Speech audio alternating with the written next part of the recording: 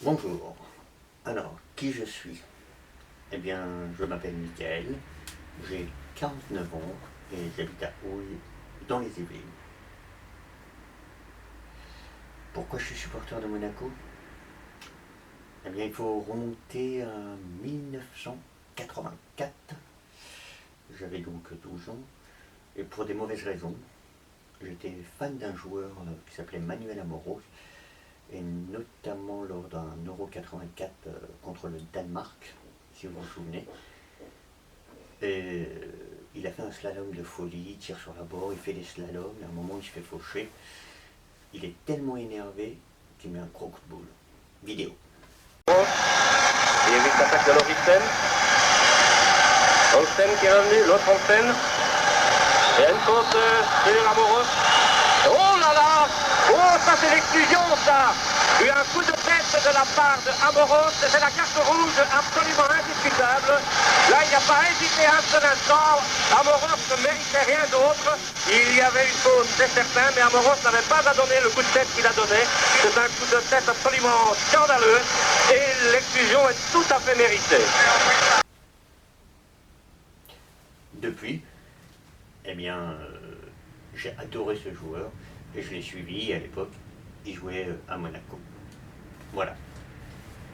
Mon meilleur moment, bien entendu, l'épopée en Ligue des Champions, 2003-2004, avec Chelsea, le Real de Madrid, la Corogne, etc., etc. Alors on sait comment ça s'est fini, malheureusement, mais on avait quand même une belle équipe. Et ça, c'est des moments magiques. Mon plus mauvais moment, en fait, il y en a deux. Alors, le premier, bien entendu, la finale contre Porto. Mais ce qui m'embêtait le plus, c'est de voir qu'au bout d'un quart d'heure, notre petit Ludo National s'était blessé et ça a remis tout en question.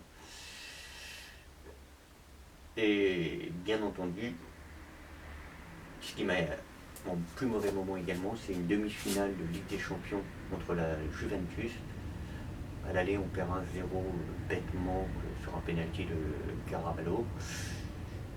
Et au retour, il y a Martial qui fait une action exceptionnelle et qui se fait faucher. Et l'arbitre de touche, il est à ça, mais vraiment à ça. Et il siffle pas pénalty. Et donc là, j'étais super énervé. Mon plus beau match, la Corogne, 8-2, avec la mitraillette de Dado Parso. Match exceptionnel.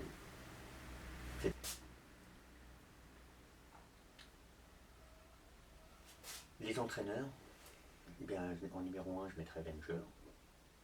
Super entraîneur, exceptionnel. Et après, j'en ai pas d'autres. Alors, bien sûr, il y a eu Jardim. Je pense qu'il a été trop critiqué. Mais il faut dire quand même que le mec, il nous a fait atteindre les hauts du tableau. Il nous a fait devenir champion devant l'équipe du Qatar.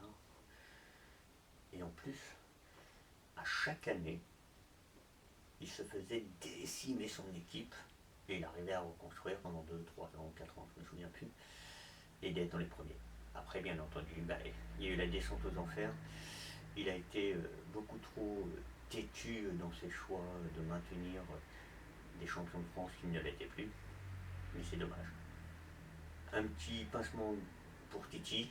Il n'a pas été dans les meilleures conditions, dommage. Mon meilleur joueur,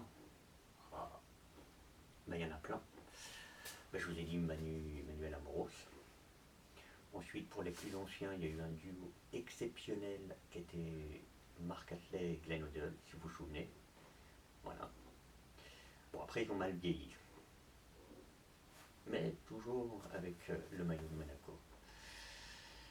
Ensuite, il y a eu Morientes, bien entendu, pendant cette épopée.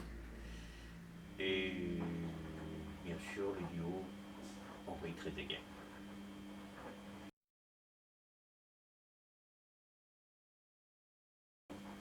Voilà, c'était Mickaël, une présentation de qui on est, d'où on vient.